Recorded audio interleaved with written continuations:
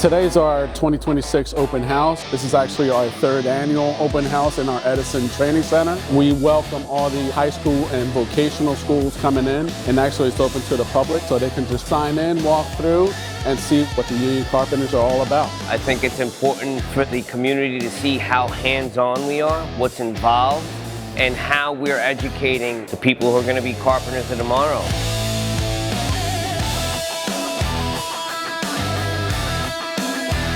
The millwrights are performing in their staged areas. You have a floor layer area. Upstairs you'll have framing, the sheetrock, interior systems. In the back there's scaffolding. So there's all different competitions of timely effectiveness and productivity that go into it. They gave me the opportunity to sink or swim.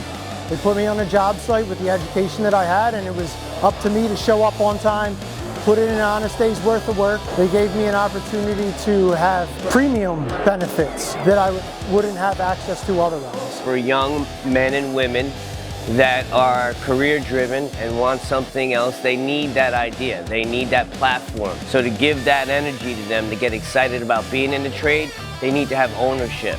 And so getting that ownership comes with seeing how it's done and the purpose behind it. I think the proof is in the pudding.